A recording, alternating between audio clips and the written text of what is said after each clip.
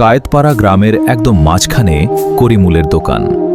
মাটির সোদা গন্ধ আর পানের সুবাসে চারপাশ করছে। দোকানের এক কোণে করিমুলের সযত্নে রাখা নতুন স্মার্ট টিভি জ্বলজ্বল করছে।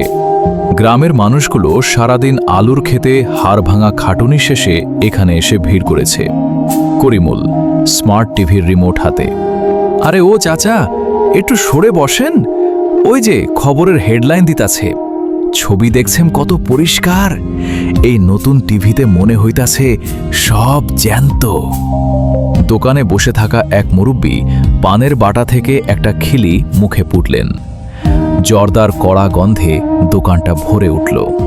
পাশে বসা একজন আয়েশ করে একটা সিগারেট ধরিয়ে ধোঁয়া ছাড়লেন। গ্রামবাসী এক।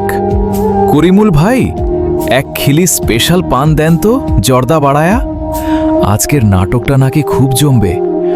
গত সপ্তাহে তো এই টিভিতে নাটক দেখা হাসতে হাসতে পেটে খিল ধইরা গেছিল। করিমুল পান সাজতে সাজতে। দিতাছি ভাই, দিতাছি। এই যে পান লন। এই টিভিতে নাটক দেখলে মনটা ভইরা যায়।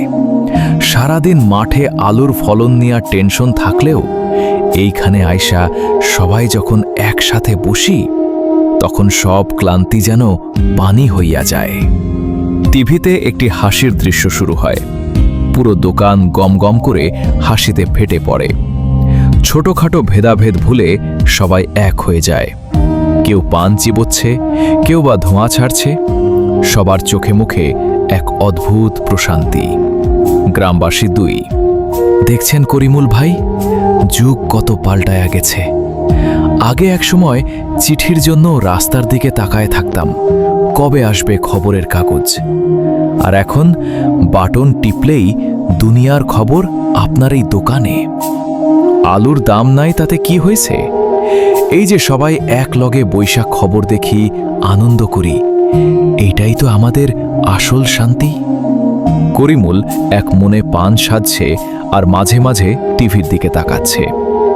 দোকানের বাইরে আবছা অন্ধকার, কিন্তু ভেতরে স্মার্ট টিভির রঙিন আলোতে গ্রামবাসীগুলোর সহজ সরল মুখগুলো জ্বলজ্বল করছে। দৃশ্য কায়েতপাড়া গ্রামের মানুষদের কাছে বিনোদনের একমাত্র ঠিকানা এই করিমুলের দোকান। এখানে কেউ বড় না, কেউ ছোট না।